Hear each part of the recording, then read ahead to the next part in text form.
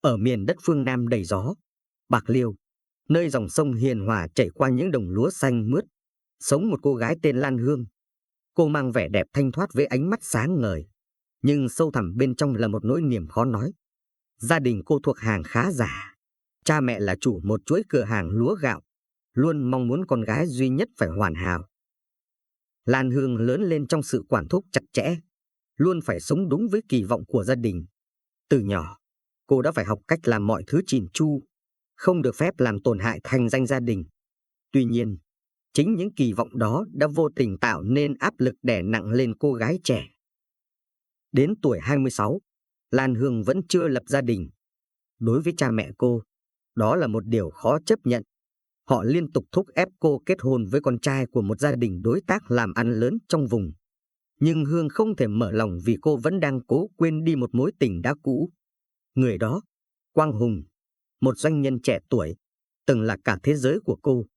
Thế nhưng, khi Hương thông báo cô đang mang thai, Hùng chỉ lạnh lùng đáp, anh không thể chịu trách nhiệm. Em tự lo liệu đi. Lời nói ấy như một nhát dao đâm sâu vào trái tim Hương. Cô quyết định giữ lại đứa bé, nhưng biết rõ điều này sẽ khiến cô bị gia đình phản đối dữ dội. Cô không còn cách nào khác ngoài việc tìm một giải pháp để bảo vệ con mình khỏi những áp lực từ xã hội và gia đình. Một tối mưa lớn, khi đang đứng trước quán cà phê nhỏ, Hương chợt nhìn thấy một người đàn ông chạy chiếc xe máy cũ, mặc áo mưa bạc màu. Anh dừng lại, nhìn cô qua màn mưa, hỏi với giọng chân chất, cô cần đi đâu không? Tôi chờ. Đó là Tấn Dũng, một anh xe ôm sống tại Bạc Liêu. Dáng vẻ khắc khổ nhưng ánh mắt đầy sự chân thành của anh khiến Hương không khỏi chú ý. Cô không ngờ rằng, người đàn ông giản dị này lại chính là mảnh ghép quan trọng trong kế hoạch táo bạo của mình. Lan Hương ngồi sau chiếc xe máy cũ của Tấn Dũng. Ánh đèn đường nhạt nhòa phản chiếu lên con đường đầy nước mưa. Dũng lái xe cẩn thận, dù chiếc xe rung nhẹ mỗi lần gặp ổ gà. Anh không nói nhiều, chỉ thỉnh thoảng hỏi nhỏ xem cô có lạnh không. Sự quan tâm mộc mạc ấy khiến Hương, lần đầu tiên sau bao tháng ngày áp lực, cảm thấy một chút an tâm. Khi đến trước cổng khu nhà, Hương bất ngờ hỏi, anh tên gì vậy? Dũng quay lại nhìn cô, hơi ngạc nhiên trước câu hỏi đột ngột. Tôi là Tấn Dũng. Cô hỏi để làm gì? Hương im lặng vài giây, ánh mắt cô lộ vẻ đăm chiêu. Rồi, như một quyết định vừa được định hình rõ ràng, cô nói, tôi có chuyện muốn nhờ anh. Dũng không hiểu, nhưng vẫn đứng yên lắng nghe. Chuyện gì vậy? Hương hít một hơi thật sâu, giọng cô trở nên nghiêm túc. Tôi cần một người đóng giả làm chồng tôi trong 3 năm. Tôi sẽ trả anh 1 tỷ đồng. Lời đề nghị táo bạo khiến Dũng sững người. Anh nhìn Hương chăm chú, như thể đang cố xác định xem cô có nghiêm túc hay không. Cô nói đùa à? Tôi chỉ là một người chạy xe ôm. Cô nghĩ tôi có thể đóng vai chồng cô sao? Hương không hề dao động. Tôi không đùa. Tôi cần một người đáng tin cậy, và tôi nghĩ anh là người phù hợp. Anh chỉ cần làm theo những gì tôi yêu cầu, không hơn không kém. Dũng lắc đầu, giọng đầy ngờ vực, cô không hiểu đâu. Tôi không muốn dính vào mấy chuyện phức tạp. Với lại, tôi còn phải chăm sóc mẹ tôi ở bệnh viện. Hương nhìn sâu vào mắt anh, giọng nói bỗng trở nên nhẹ nhàng nhưng đầy thuyết phục. Anh cần tiền chữa bệnh cho mẹ, đúng không? Số tiền này sẽ giúp anh rất nhiều. Tôi không yêu cầu anh làm gì ngoài việc đóng giả chồng tôi. Chỉ 3 năm thôi. Lời nói của Hương như một tiếng chuông vang vọng trong đầu Dũng. Anh nghĩ đến mẹ mình, người đang nằm viện vì căn bệnh hiểm nghèo. Chi phí điều trị ngày một tăng, và anh đã cạn kiệt mọi nguồn lực. 1 tỷ đồng là con số mà anh chưa từng dám mơ tới. Sau một hồi lâu suy nghĩ, Dũng thở dài. Nếu tôi đồng ý, cô chắc chắn sẽ giữ lời chứ? Hương gật đầu ngay lập tức. Tôi hứa, tôi sẽ soạn hợp đồng rõ ràng để đảm bảo quyền lợi cho anh. Dũng nhìn cô, ánh mắt vẫn đầy do dự. Nhưng cuối cùng, anh cũng gật đầu. Được, tôi sẽ làm. Nhưng chỉ vì mẹ tôi thôi. Sáng hôm sau, Hương dẫn Dũng đến một quán cà phê nhỏ trong trung tâm thành phố để bàn chi tiết về thỏa thuận. Cô mang theo bản hợp đồng đã chuẩn bị sẵn, trong đó nêu rõ trách nhiệm của hai bên, thời hạn 3 năm, và số tiền sẽ được thanh toán sau khi hoàn thành thỏa thuận. Dũng đọc kỹ từng dòng trong bản hợp đồng. Dù không hiểu hết những thuật ngữ pháp lý, anh vẫn cảm nhận được sự nghiêm túc từ Hương. Cô chắc chắn rằng chuyện này sẽ không gây rắc rối gì cho tôi chứ? Hương mỉm cười. Lần đầu tiên trong suốt cuộc trò chuyện, anh chỉ cần làm đúng vai trò. Tôi sẽ lo hết mọi thứ còn lại.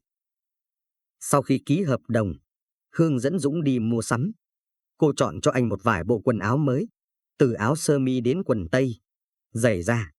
Dũng lúng túng khi thử đồ, nhưng ánh mắt Hương lại hiện lên sự hài lòng. Trông anh ra dáng hơn nhiều rồi, cô nhận xét. Buổi tối hôm đó, họ cùng nhau đến nhà Hương để ra mắt gia đình. Dũng đứng trước căn biệt thự rộng lớn với dáng vẻ bối rối.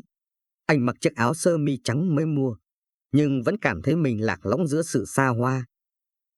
Hương quay sang anh. Ánh mắt cô có chút lo lắng nhưng vẫn cố tỏ ra bình thản. Anh cứ bình tĩnh. Hãy nhớ rằng chúng ta là vợ chồng sắp cưới. Cứ làm như tôi đã nói. Dũng gật đầu, nhưng bàn tay anh siết chặt lấy chiếc mũ bảo hiểm, không giấu nổi sự căng thẳng. Khi cả hai bước vào phòng khách rộng lớn, gia đình Hương đã ngồi đợi sẵn. Cha mẹ cô, ông Bảy và bà Mai, nhìn họ bằng ánh mắt nghiêm nghị. Em trai cô, Hùng, ngồi kế bên, ánh mắt đầy tò mò. Hương lên tiếng trước, giữ giọng tự nhiên. Ba mẹ, đây là anh Dũng, người con đã nói. Chúng con quyết định sẽ tiến tới hôn nhân. Lời nói của Hương như một quả bom vừa nổ trong phòng khách. Ông Bảy nhíu mày, đặt mạnh tách trà xuống bàn. Cậu ta là ai? Ông hỏi, giọng đầy nghi ngờ. Hương hơi ngập ngừng, nhưng Dũng đã bước lên, cúi đầu chào lễ phép. Cháu chào bác. Cháu là Tấn Dũng. Cháu làm nghề chạy xe ôm. Cả căn phòng rơi vào im lặng. Một lát sau, bà Mai cười nhạt, ánh mắt sắc lạnh quét qua Dũng. Hương, con đang đùa với ba mẹ sao? Đây là người con nói sẽ lấy làm chồng. Hương cố gắng giữ bình tĩnh, đáp lời, mẹ, anh ấy là người tốt. Con không quan tâm đến nghề nghiệp hay xuất thân. Điều quan trọng là con cảm thấy an toàn khi ở bên anh ấy. Ông Bảy đứng bật dậy, nhìn Dũng từ đầu đến chân với ánh mắt lạnh lùng. Cậu có biết con gái tôi là ai không? Nó không phải là loại người có thể lấy một kẻ không có gì ngoài chiếc xe máy cũ. Dũng im lặng, cúi đầu, biết rằng dù biện minh thế nào, anh vẫn chỉ là một người xa lạ trong mắt họ. Nhưng Hương không từ bỏ. Cô siết chặt tay, giọng nói kiên quyết, ba mẹ, con đã quyết định rồi. Dù ba mẹ có đồng ý hay không, con cũng sẽ sống với anh ấy. Lời nói của cô khiến bà Mai tức giận quay mặt đi, còn ông Bảy thì bước ra ngoài mà không nói thêm lời nào. Dũng thầm nghĩ, thỏa thuận này sẽ không hề dễ dàng như anh tưởng tượng. Từ ngày bước chân vào căn nhà xa hoa của gia đình Lan Hương, Tấn Dũng nhận ra rằng anh đã bước vào một thế giới hoàn toàn xa lạ, nơi ánh mắt khinh miệt và những lời nói mỉa mai xuất hiện ở khắp mọi nơi. Bà Mai, mẹ của Hương, luôn thể hiện rõ thái độ không hài lòng với anh. Xe ôm, làm sao một người như cậu có thể xứng đáng với con gái tôi? Bà từng nói thẳng thừng trong một bữa cơm gia đình. Dũng không trả lời, chỉ cúi đầu tiếp tục ăn. Anh biết rằng mọi lời giải thích hay phản kháng chỉ khiến tình hình tồi tệ hơn. Nhưng điều khiến anh khó chịu nhất chính là ánh mắt lạnh lùng của Đức Hùng, em trai Hương. Hùng luôn tìm cách gây khó dễ cho Dũng, từ những lời trêu chọc đầy ẩn ý đến việc cố tình làm khó anh trong những công việc nhỏ nhặt. Một lần, Hùng cố tình đổ lỗi cho Dũng làm rơi vỡ bình hoa quý trong phòng khách, dù Dũng thậm chí còn chưa chạm vào nó. Anh làm việc vụng về quá, đừng nghĩ rằng có thể dựa vào chị tôi để thay đổi cuộc đời mình. Hùng nói, giọng đầy khinh miệt. Dũng chỉ mỉm cười, không đáp trả. Anh biết rằng mọi sự cố gắng của anh lúc này không phải để chứng minh giá trị bản thân cho gia đình Hương, mà là vì người phụ nữ đã đặt niềm tin vào anh và đứa trẻ chưa ra đời. Chính những suy nghĩ ấy đã giúp anh vượt qua những lời xúc phạm và sự coi thường. Hương nhận ra sự căng thẳng ngày càng gia tăng trong mối quan hệ giữa Dũng và gia đình cô. Một buổi tối, khi mọi người đã đi ngủ, cô nhẹ nhàng bước ra sân, nơi Dũng đang ngồi trên bậc thềm, trầm ngâm nhìn lên bầu trời đầy sao. Anh ổn chứ? Hương hỏi, giọng nhẹ nhàng. Dũng quay lại, ánh mắt anh vẫn dịu dàng như ngày đầu họ gặp nhau.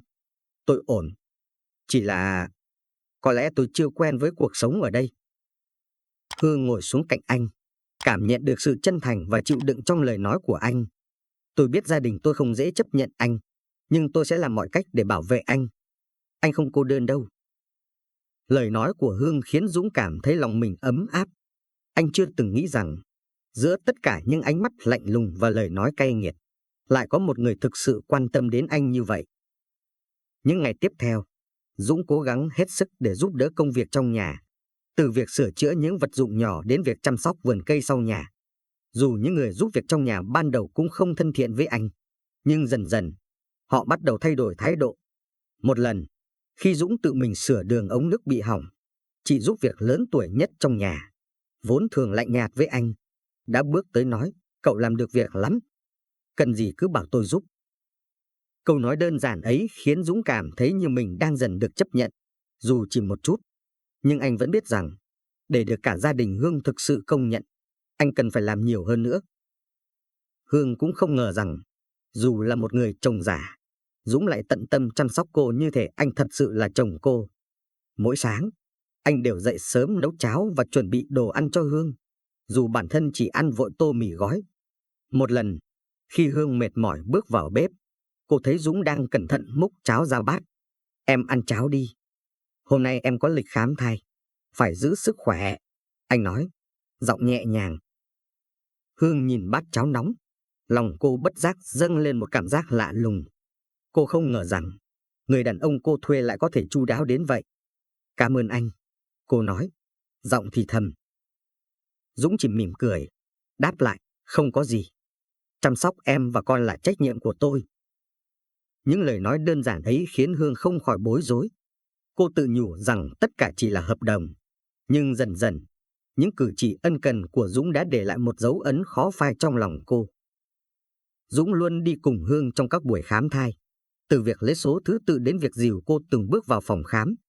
Anh làm tất cả với sự tận tâm như thể đứa trẻ trong bụng cô thực sự là con của anh. Một lần, khi bác sĩ thông báo rằng cả Hương và đứa bé đều khỏe mạnh, Dũng là người đầu tiên mỉm cười, ánh mắt tràn đầy sự nhẹ nhõm. Tuy nhiên, sóng gió vẫn chưa dừng lại. Một ngày nọ, bà Mai vô tình nghe được một vài người hàng xóm bàn tán về Dũng. Con gái bà Mai đúng là liều. Lấy một người chạy xe ôm, không biết gia đình họ nghĩ gì nữa. Lời nói ấy như lưỡi dao xoáy vào lòng tự trọng của bà. Tối hôm đó, bà kéo Hương vào phòng riêng, ánh mắt đầy nghiêm nghị. Hương, mẹ muốn con nói thật. Thằng Dũng này, nó thực sự là ai? Hương cố gắng giữ bình tĩnh. Anh ấy là chồng con, ba của con. Nhưng bà Mai không dễ bị thuyết phục. Mẹ là người sinh ra con đừng nghĩ rằng có thể giấu mẹ mãi. Hương biết rằng, mối quan hệ giả tạo này sẽ không thể che giấu mãi được. Cô cảm thấy một nỗi lo lắng len lỏi trong lòng. Nhưng bên cạnh đó, cô cũng nhận ra rằng, giữa tất cả những thử thách này, Dũng luôn là người đứng bên cạnh cô, âm thầm chia sẻ và gánh vác mọi thứ. Sau cuộc trò chuyện căng thẳng với mẹ, Lan Hương cảm thấy mọi thứ dường như càng trở nên khó khăn hơn. Mỗi lần bước qua phòng khách, cô đều nhận thấy ánh mắt dò xét của bà Mai, trong khi Đức Hùng thì vẫn giữ thái độ khinh thường đối với Tấn Dũng. Nhưng điều khiến Hương cảm thấy yên tâm chính là sự điềm tĩnh và kiên nhẫn của Dũng. Anh luôn lặng lẽ chịu đựng mọi lời đàm tiếu mà không hề phàn nàn. Một buổi sáng, khi Dũng đang lau dọn vườn sau cơn mưa đêm, bà Mai bước đến. Ánh mắt bà vẫn lạnh lùng như mọi khi, nhưng lần này lại mang theo chút tò mò. Cậu Dũng, bà lên tiếng, giọng đều đều. Cậu thực sự nghĩ rằng mình có thể sống yên ổn trong ngôi nhà này sao? Dũng dừng tay, ngước lên nhìn bà Mai. Cháu không nghĩ mình quan trọng đến mức đó. Bác ạ, cháu chỉ muốn làm tốt vai trò của mình, để Hương không phải buồn lòng. Lời nói chân thật của Dũng khiến bà Mai hơi bất ngờ. Bà không ngờ rằng, dù phải chịu nhiều áp lực từ gia đình, anh vẫn có thể giữ được thái độ nhã nhặn và điềm tĩnh như vậy. Nhưng bà không nói gì thêm, chỉ im lặng quay người bước đi. Trong khi đó, Hương bắt đầu nhận thấy sự thay đổi trong cách mọi người đối xử với Dũng, dù rất nhỏ. Một buổi tối, Đức Hùng vô tình làm hỏng xe đạp điện của mình và không thể sửa được. Không biết nhờ ai, cậu miễn cưỡng gọi Dũng đến giúp. Dũng không hề tỏ ra khó chịu, chỉ mỉm cười rồi lặng lẽ lấy đồ nghề ra sửa. Sau chưa đầy 30 phút, chiếc xe đã chạy lại bình thường. Nhanh vậy à? Hùng hỏi, giọng ngạc nhiên pha chút không tin. Dũng chỉ cười nhẹ. Xe đơn giản mà. Có gì hư thì báo tôi. tôi sửa tiếp cho. Hùng im lặng một lúc, rồi bất ngờ nói, cảm ơn anh.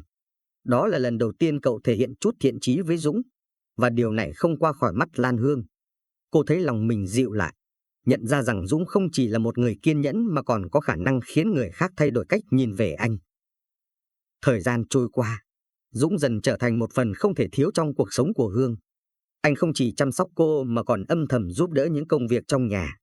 Một lần, khi hệ thống nước trong bếp bị rò rỉ, Dũng tự tay sửa chữa thay vì gọi thợ đến. Chị giúp việc lâu năm trong nhà, vốn thường lạnh nhạt với anh, đã thay đổi hoàn toàn thái độ. Cậu Dũng, để tôi giúp cậu một tay, chị nói, giọng ngập ngừng. Dũng cười nhẹ, lắc đầu. Không sao đâu chị, chút việc nhỏ thôi.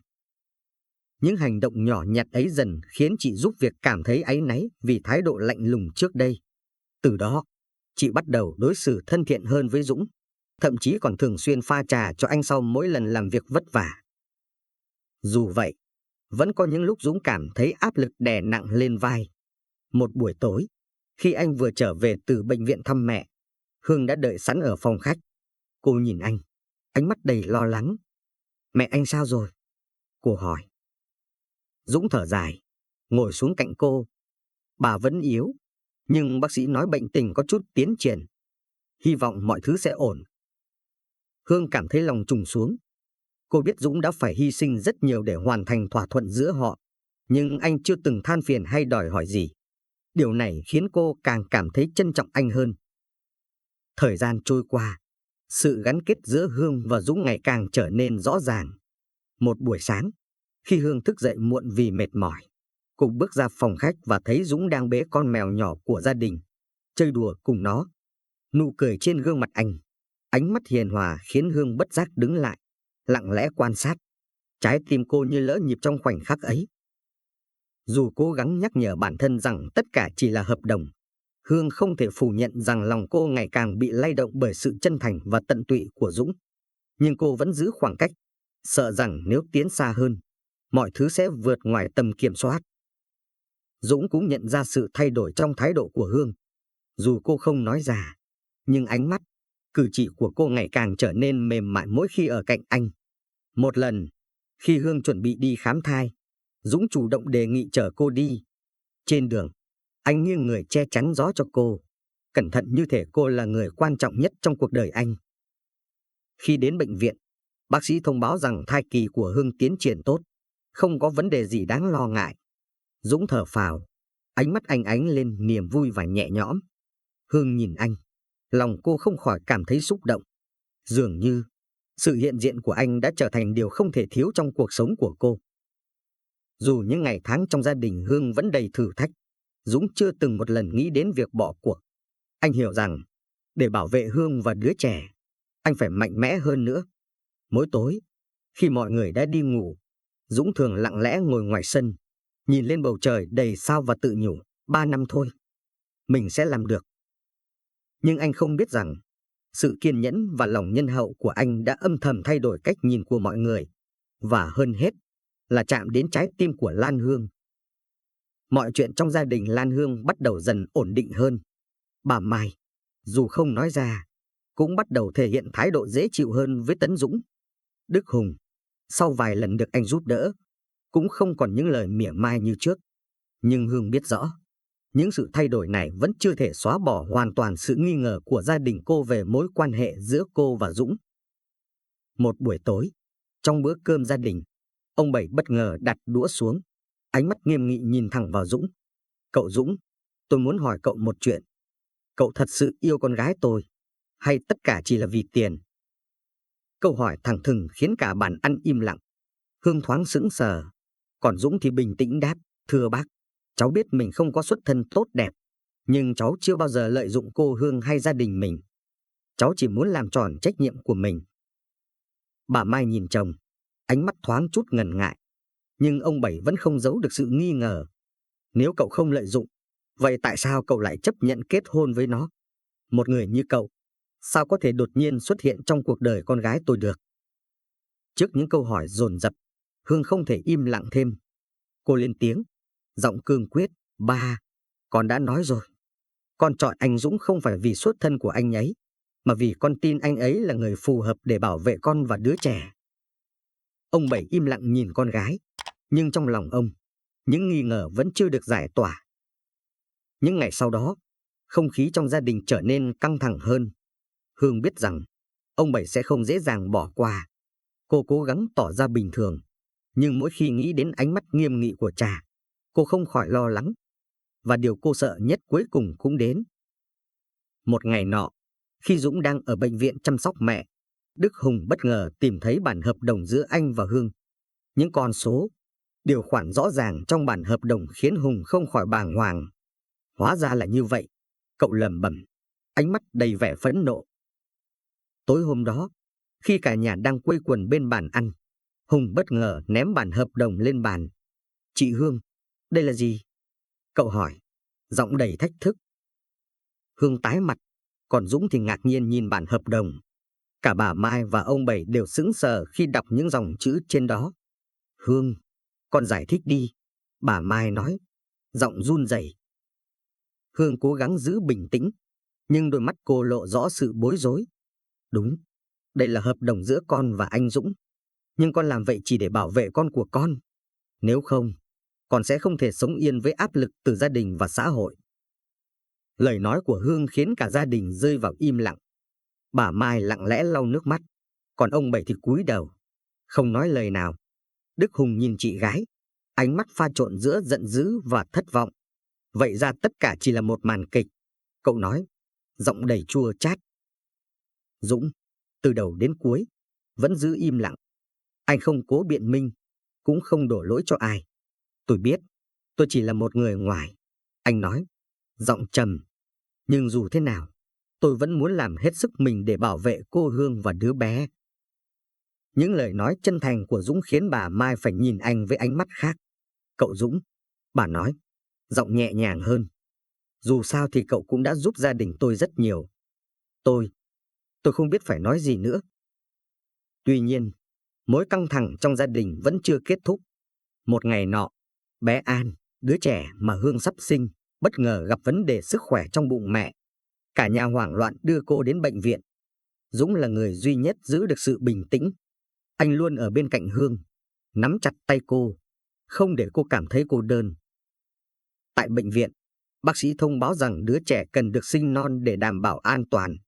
Cả nhà chìm trong lo lắng. Nhưng Dũng vẫn kiên định, trấn an Hương, mọi chuyện sẽ ổn thôi. Anh hứa. Ca sinh diễn ra thuận lợi, nhưng đứa trẻ cần được chăm sóc đặc biệt. Hương nằm trên giường bệnh, nhìn con mình qua lồng kính. Lòng cô tràn ngập cảm xúc. Dũng đứng bên cạnh, ánh mắt anh ánh lên sự quyết tâm. Từ giờ, anh sẽ làm mọi thứ để bảo vệ hai mẹ con em, anh nói. Hương quay sang nhìn Dũng. Lần đầu tiên cô nhận ra rằng, người đàn ông này không chỉ là diễn viên trong bản hợp đồng, mà còn là người đã thật sự trở thành chỗ dựa vững chắc nhất trong cuộc đời cô. Những ngày sau đó, cả nhà dần dần gạt bỏ những mâu thuẫn để tập trung vào việc chăm sóc bé An. Sự tận tụy của Dũng khiến bà Mai và ông Bảy không khỏi cảm động. Dù vẫn còn nhiều điều chưa nói ra, nhưng cả hai đều bắt đầu chấp nhận sự hiện diện của anh trong gia đình. Những ngày sau khi bé An chào đời, cuộc sống của gia đình Lan Hương bước vào một giai đoạn hoàn toàn mới.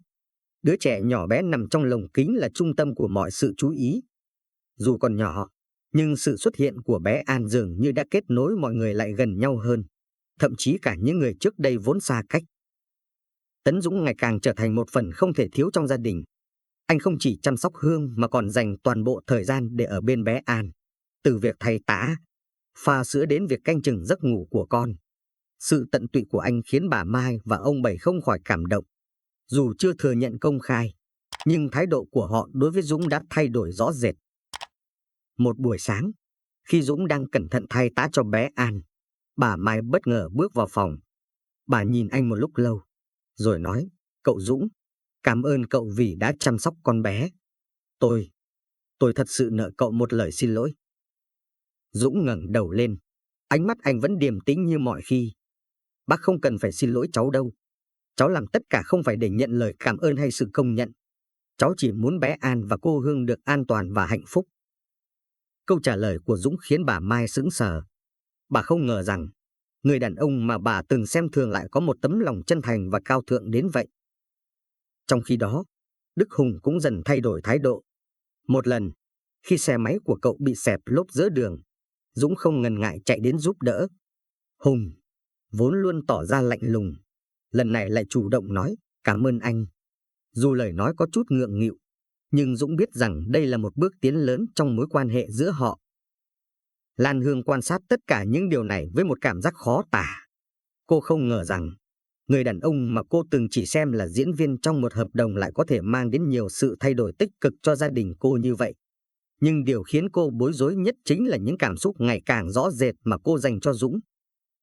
Một buổi tối, khi Hương ngồi bên cửa sổ nhìn ra bầu trời đầy sao, Dũng bước vào phòng với một bát cháo nóng trên tay. Em ăn đi, hôm nay em trông bé An cả ngày rồi. Anh sẽ thay em trông bé tối nay, anh nói, giọng nhẹ nhàng. Hương nhìn anh, lòng cô dâng lên một cảm xúc khó diễn tả. Anh không cần làm tất cả những điều này đâu. Anh đã làm nhiều hơn những gì hợp đồng yêu cầu rồi. Dũng mỉm cười, đặt bát cháo xuống bàn. Không phải vì hợp đồng. Anh làm tất cả là vì em và bé An. Anh muốn hai người được hạnh phúc. Lời nói của Dũng khiến Hương không thể kìm nén cảm xúc. Cô bật khóc, những giọt nước mắt lan dài trên má. Dũng, em không biết phải làm sao nữa. Em đã nghĩ rằng tất cả chỉ là một giao dịch. Nhưng bây giờ, em không thể phủ nhận rằng em thật sự cần anh. Dũng nhìn cô, ánh mắt anh ánh lên sự chân thành. Anh không nói gì, chỉ lặng lẽ nắm lấy tay cô. Trong khoảnh khắc ấy, cả hai đều hiểu rằng mối quan hệ giữa họ đã vượt xa giới hạn của một bản hợp đồng. Thời gian trôi qua, Dũng và Hương ngày càng trở nên gần gũi hơn. Dù không nói ra, nhưng cả hai đều cảm nhận được sự gắn kết ngày càng sâu sắc giữa họ. Ngay cả bà Mai và ông Bảy cũng bắt đầu nhận ra sự thay đổi này. Một lần, khi Dũng và Hương cùng nhau dọn dẹp sân vườn, bà Mai đứng từ xa quan sát và bất giác mỉm cười. Bà không nói gì, nhưng ánh mắt bà chứa đầy sự hài lòng. Dũng quyết định mở một tiệm sửa xe nhỏ trong thành phố. Anh muốn chứng minh rằng mình không chỉ dựa vào số tiền từ hợp đồng, mà còn có thể tự mình xây dựng một tương lai vững chắc cho gia đình. Hương ban đầu không đồng ý, nhưng Dũng thuyết phục cô, anh muốn bé An lớn lên trong một gia đình đầy đủ, không chỉ về vật chất mà còn cả sự tự hào. Những ngày đầu mở tiệm không hề dễ dàng. Dũng làm việc không ngừng nghỉ, vừa chăm sóc gia đình vừa quản lý cửa hàng. Nhưng anh không hề than phiền, bởi anh biết rằng tất cả những nỗ lực này đều vì Hương và bé An. Hương chứng kiến sự cố gắng của Dũng, càng thêm trân trọng anh. Một buổi tối, khi Dũng trở về nhà sau một ngày dài làm việc, Hương đã đợi sẵn ở cửa. Cô ôm chầm lấy anh, giọng thì thầm, cảm ơn anh vì tất cả. Em không biết mình có thể làm gì nếu không có anh. Dũng mỉm cười, đặt tay lên vai cô. Anh cũng cảm ơn em. Em đã cho anh một gia đình, điều mà anh chưa từng nghĩ rằng mình có thể có. Những lời nói giản dị ấy như một lời khẳng định cho mối quan hệ đặc biệt giữa họ. Dù bắt đầu từ một bản hợp đồng, nhưng tình yêu mà cả hai dành cho nhau giờ đây là thật sự, không gì có thể thay thế. Cuộc sống tưởng chừng đã yên bình, nhưng một cơn bão mới lại kéo đến, đẩy gia đình nhỏ của Lan Hương vào những thử thách chưa từng có. Tiệm sửa xe của Tấn Dũng, sau một thời gian hoạt động ổn định, bất ngờ gặp khó khăn khi một đối thủ cạnh tranh lớn mở tiệm ngay gần đó. Họ không chỉ giảm giá dịch vụ mà còn tung tin đồn thất thiệt, khiến lượng khách hàng của Dũng giảm đáng kể. Dũng cố gắng hết sức để giữ vững công việc, nhưng áp lực ngày càng lớn. Anh phải làm việc cật lực từ sáng đến tối. Có những ngày về nhà chỉ kịp ăn vội bát cơm rồi lăn ra ngủ. Lan Hương thấy chồng ngày càng tiều tụy mà không khỏi lo lắng. Anh Dũng, anh không thể cứ thế này mãi được. Anh nên nghỉ ngơi nhiều hơn, cô nói, ánh mắt đầy lo âu. Dũng chỉ mỉm cười, xoa nhẹ tay cô. Anh ổn mà, em đừng lo. Đây chỉ là một giai đoạn khó khăn, mọi thứ sẽ qua thôi. Nhưng cơn bão cuộc đời không chỉ dừng lại ở đó. Một ngày nọ, khi Hương đang chuẩn bị đưa bé An đi khám định kỳ, cô phát hiện bé sốt cao không hạ. Cả gia đình lập tức đưa bé vào bệnh viện, và kết quả xét nghiệm khiến tất cả choáng váng. Bé An mắc phải một căn bệnh tim bẩm sinh hiếm gặp, cần phẫu thuật gấp để cứu mạng sống. Tin tức này như sét đánh ngang tai Hương. Cô ngồi sụp xuống ghế trong phòng bệnh, nước mắt tuôn trào. Dũng, dù lòng như lửa đốt, vẫn cố gắng giữ bình tĩnh. Anh nắm lấy tay cô, nói bằng giọng chắc chắn, em đừng lo, chúng ta sẽ vượt qua được. Anh sẽ làm mọi cách để cứu con. Chi phí phẫu thuật lên đến con số khổng lồ, vượt xa khả năng tài chính hiện tại của họ. Nhưng Dũng không bỏ cuộc. Anh vay mượn khắp nơi, bán hết những gì có thể, thậm chí còn thế chấp tiệm sửa xe vừa mở. Những đêm dài, anh một mình ngồi trước hiên nhà, ánh mắt xa xăm nhưng tràn đầy quyết tâm. Mình không thể gục ngã lúc này. Anh tự nhủ, vì bé An, vì Hương, mình nhất định phải mạnh mẽ. Lan Hương nhìn thấy sự hy sinh của Dũng mà lòng cô đau nhói. Cô biết rằng anh không chỉ làm điều này vì trách nhiệm, mà còn vì tình yêu thực sự dành cho gia đình họ. Một tối, khi Dũng trở về nhà sau một ngày chạy vạy khắp nơi, Hương bước tới ôm chầm lấy anh, nước mắt lăn dài. Anh Dũng, em cảm ơn anh. Em thật sự không biết phải làm gì nếu không có anh. Dũng vỗ nhẹ lên vai cô, giọng anh dịu dàng nhưng đầy quả quyết. Anh là chồng em, là cha của bé An. Đây là điều anh phải làm. Cuối cùng, sau nhiều nỗ lực, gia đình cũng gom đủ tiền cho ca phẫu thuật. Ngày bé An bước vào phòng mổ, cả Hương và Dũng đều thấp thỏm lo âu. Hương không ngừng cầu nguyện, còn Dũng thì lặng lẽ ngồi bên ngoài, ánh mắt không rời khỏi cánh cửa phòng mổ. Khi bác sĩ bước ra, thông báo ca phẫu thuật thành công, cả hai như trút được gánh nặng. Hương ôm chặt Dũng, nức nở, còn chúng ta an toàn rồi. Những ngày sau đó, bé An được chăm sóc đặc biệt để hồi phục. Dũng và Hương thay nhau túc trực bên con, không rời nửa bước. Những khoảnh khắc cả hai cùng chăm sóc bé An khiến mối quan hệ giữa họ ngày càng bền chặt. Dũng không chỉ là người chồng giả mà giờ đây đã thực sự trở thành trụ cột của gia đình. Tuy nhiên, sóng gió chưa dừng lại. Một ngày nọ, khi Dũng đang ở cửa tiệm sửa xe, một người đàn ông lạ mặt bước vào. Anh ta tự giới thiệu là luật sư đại diện cho gia đình Quang Hùng, người yêu cũ của Hương. Người đàn ông này đưa ra một đề nghị bất ngờ. Gia đình Hùng muốn nhận bé An về nuôi và sẵn sàng trả một số tiền lớn để đổi lại. Dũng lặng người khi nghe những lời đó. Anh không thể tin rằng, sau tất cả những gì anh đã làm, vẫn có người muốn cướp đi gia đình mà anh đã dày công bảo vệ. Anh về nói với thân chủ của mình. Dũng nói, giọng rắn rỏi, bé An là con tôi sẽ không để ai lấy nó đi, dù bất kỳ giá nào. Dũng giấu chuyện này với Hương, không muốn cô phải lo lắng thêm. Nhưng anh biết rằng, đây sẽ là thử thách lớn nhất mà họ phải đối mặt.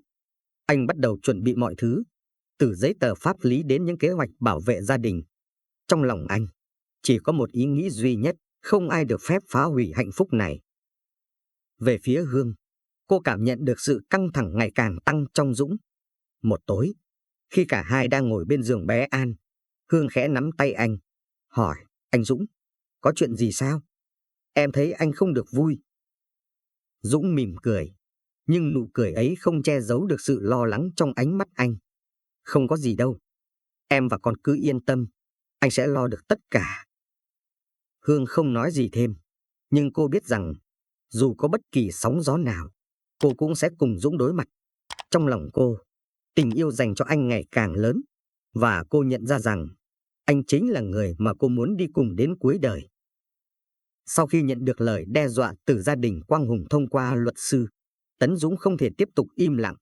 Dù muốn giấu chuyện này để tránh làm Lan Hương thêm lo lắng, nhưng anh hiểu rằng sự thật không thể bị che giấu mãi.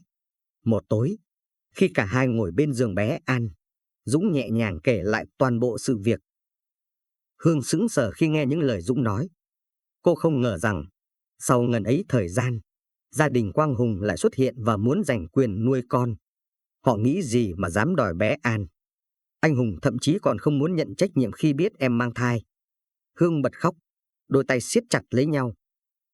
Dũng đặt tay lên vai cô, giọng anh điềm tĩnh, Hương, em đừng lo, anh sẽ không để ai cướp con của chúng ta. Dù có khó khăn thế nào, anh cũng sẽ bảo vệ mẹ con em. Lời nói của Dũng như tiếp thêm sức mạnh cho Hương. Cô lau nước mắt, nhìn anh đầy quyết tâm.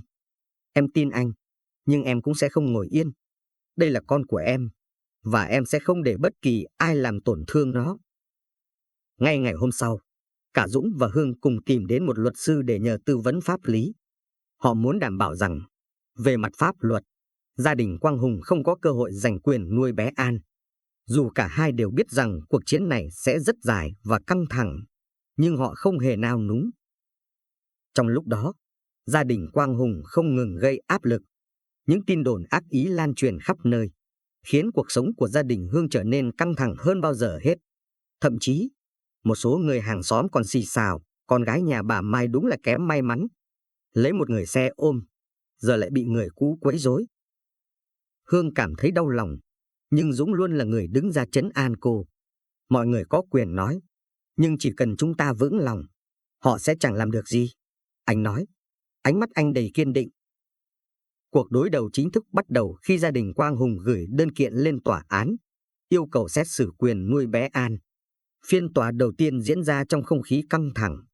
Hương ngồi cạnh Dũng, bàn tay cô nắm chặt lấy tay anh, như tìm kiếm sự an ủi. Luật sư của gia đình Quang Hùng liên tục đưa ra những lý do để chứng minh rằng họ có khả năng tài chính tốt hơn, rằng họ có thể mang lại cho bé An một cuộc sống đầy đủ hơn. Nhưng Dũng không hề bị lay chuyển. Anh đứng lên trước tòa, giọng nói rõ ràng và mạnh mẽ, tôi có thể không giàu có, nhưng tôi yêu thương và chăm sóc con bé bằng cả trái tim mình. Tôi đã ở bên cạnh nó từ khi nó chào đời, và tôi sẽ làm mọi thứ để bảo vệ con mình. Lời nói của Dũng khiến cả phòng xử án im lặng. Hương nhìn anh, ánh mắt cô lấp lánh sự tự hào. Dù trước đây cô từng nghi ngờ khả năng của Dũng, nhưng giờ đây, cô biết rằng anh chính là người đàn ông xứng đáng để cô dựa vào. Phiên tòa kéo dài suốt nhiều ngày, nhưng cuối cùng, phán quyết đã được đưa ra. Tòa án tuyên bố rằng quyền nuôi bé An thuộc về Lan Hương và Tấn Dũng, vì họ đã chứng minh được tình yêu thương và sự tận tụy dành cho đứa trẻ. Gia đình Quang Hùng phải rút lui trong thất bại. Khi nghe phán quyết, Hương không kìm được nước mắt. Cô ôm lấy Dũng, giọng nghẹn ngào, cảm ơn anh. Dũng, nếu không có anh, em không biết mình sẽ làm thế nào. Dũng mỉm cười, vòng tay ôm chặt cô. Anh đã hứa rồi, anh sẽ luôn ở đây, bảo vệ mẹ con em. Những ngày sau đó, cuộc sống của gia đình họ dần trở lại bình thường. Dù dư luận vẫn còn một vài lời đồn đại, nhưng Hương không còn bận tâm nữa. Điều quan trọng nhất với cô lúc này là bé An khỏe mạnh và gia đình được yên ấm. Một buổi tối, khi cả nhà quây quần bên bàn ăn, ông Bảy bất ngờ lên tiếng, Dũng, bà muốn nói với con một chuyện. Dũng đặt bát cơm xuống, nhìn ông với ánh mắt nghiêm túc. Dạ, bà nói đi ạ. Ông Bảy hít một hơi thật sâu, rồi nói, bà đã từng nghi ngờ con, từng nghĩ rằng con không xứng đáng với Hương. Nhưng qua tất cả những gì con đã làm, bà nhận ra rằng mình đã sai. Con không chỉ là một người chồng tốt, mà còn là một người cha tuyệt vời. Cảm ơn con vì đã bảo vệ gia đình này. Lời nói của ông Bảy khiến cả bàn ăn im lặng. Bà Mai ngồi bên cạnh cũng gật đầu. Ánh mắt bà ánh lên sự chân thành. Cậu Dũng, chúng tôi nợ cậu rất nhiều. Nếu không có cậu, gia đình này đã tan vỡ từ lâu. Dũng không nói gì, chỉ mỉm cười. Nhưng trong lòng anh, những lời đó như một sự công nhận cho tất cả những nỗ lực và hy sinh của anh. Đêm đó, khi Hương và bé An đã ngủ, Dũng ngồi một mình ngoài hiên nhà, nhìn lên bầu trời đầy sao. Anh mỉm cười, lòng tràn đầy hạnh phúc. Dù bắt đầu từ một bản hợp đồng, nhưng giờ đây, anh biết rằng mình đã thực sự có được một gia đình, điều mà anh chưa từng dám mơ tới. Sau cơn bão tố, cuộc sống của gia đình Lan Hương và Tấn Dũng dần ổn định hơn. Bé An, sau ca phẫu thuật, đã hồi phục nhanh chóng. Nụ cười của đứa trẻ lan tỏa niềm hạnh phúc đến mọi góc nhỏ trong ngôi nhà. Với Lan Hương, hạnh phúc giờ đây không chỉ đơn thuần là sự bình yên, mà còn là tình yêu chân thành cô dành cho Dũng. Những ngày tháng sau đó, Hương nhận thấy rằng Dũng không chỉ là người chồng tận tụy, mà còn là người cha tuyệt vời. Mỗi sáng, Dũng thức dậy sớm để chuẩn bị bữa ăn, chở bé An đi dạo quanh khu phố. Đôi khi, anh còn dành thời gian dạy bé những điều nhỏ nhặt như gọi tên các đồ vật hay nhận biết các loài hoa trong vườn. Dáng vẻ của anh khi chăm sóc con khiến Hương không thể rời mắt. Một buổi tối, khi cả nhà đã chìm vào giấc ngủ, Hương ngồi trên hiên nhà, ngắm nhìn bầu trời đầy sao. Trong lòng cô ngổn ngang những suy nghĩ.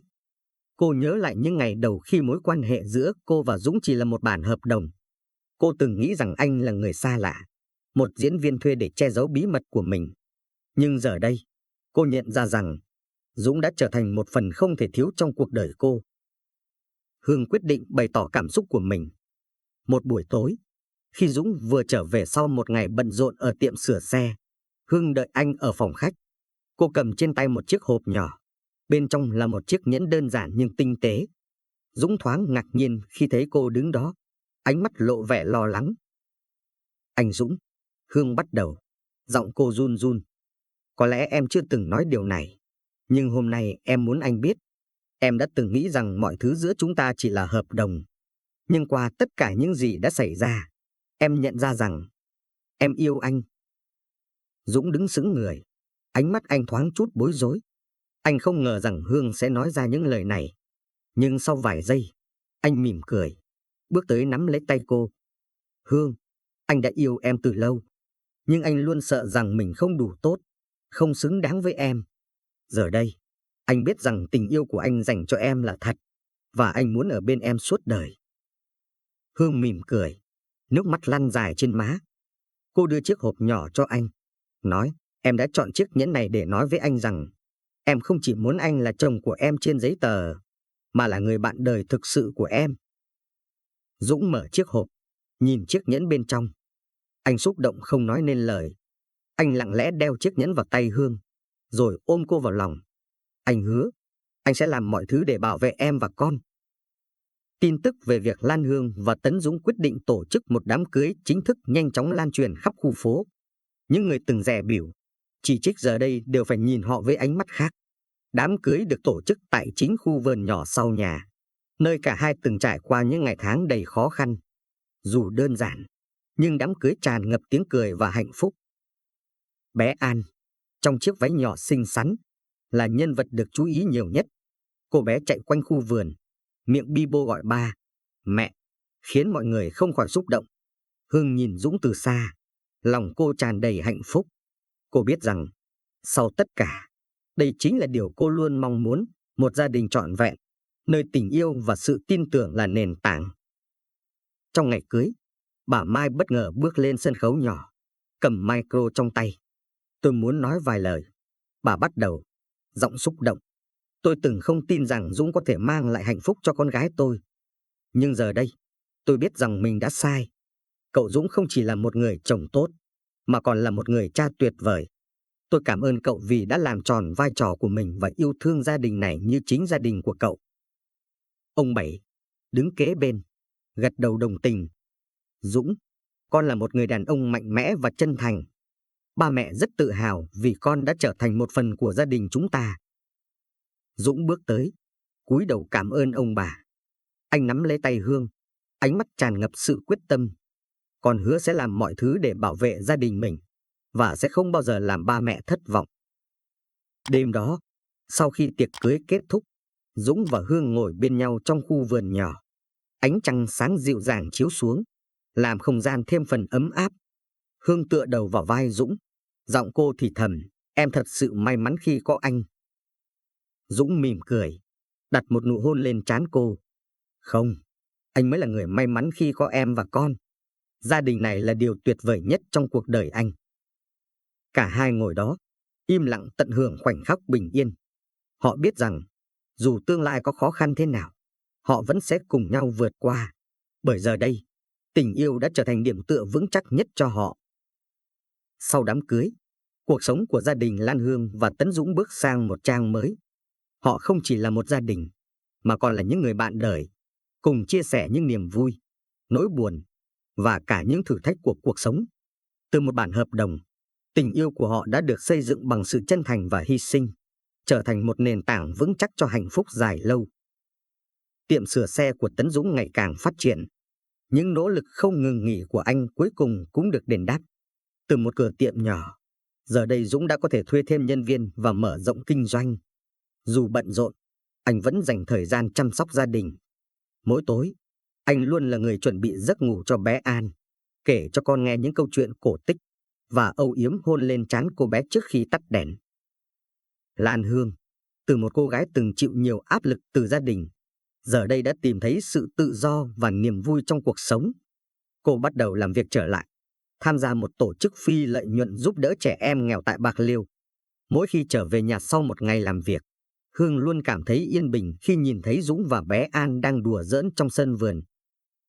Một ngày nọ, khi cả nhà đang quây quần bên bàn ăn, bé An bất ngờ hỏi, ba ơi, sao ba yêu mẹ con vậy? Câu hỏi hồn nhiên của cô bé khiến cả Dũng và Hương bật cười. Dũng ngồi xuống, bế bé lên đùi. Ánh mắt anh tràn đầy yêu thương.